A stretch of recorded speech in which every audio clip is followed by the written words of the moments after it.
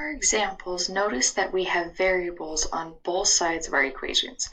So here we've got like 5x minus 2 equals 3x plus 4, 2x plus 5 equals 2x minus 7, and 10 minus 8x equals 2 times 5 minus 4x.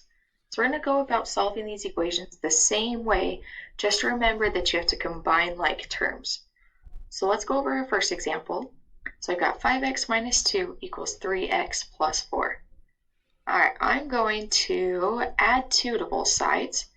So when I add 2 to both sides, I'm adding 2 to my 4 because they're like terms.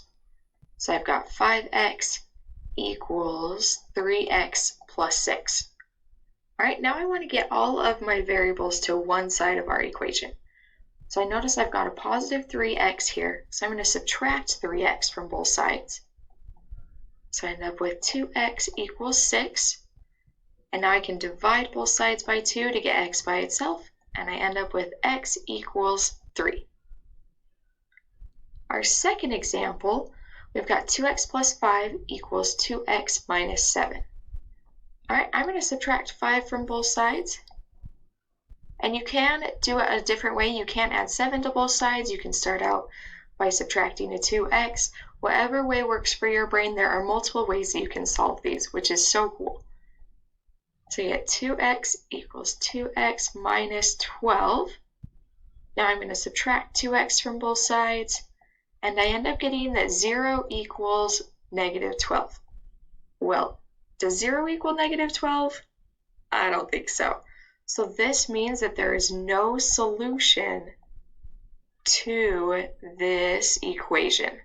So if you end up getting a number on one side of the equation and a different number on the other side of the equation, there's no solution. Our last example, we've got 10 minus 8x equals 2 times 5 minus 4x. To start out with, I am going to distribute my 2. So I get 10 minus 8x equals 2 times 5 gives me 10. 2 times a negative 4x gives me a negative 8x. I'm going to pause there. Notice that there's the same thing on each side.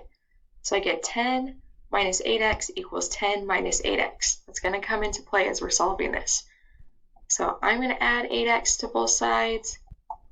So I get 10 equals 10.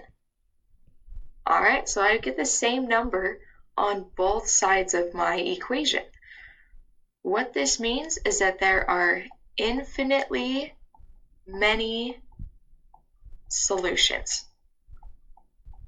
And what that means in the context of our problem is that I can plug any number in for x, and I'm going to end up getting the same number on both sides of my equation. So I could plug in 30, and I would get the same number once I solved it.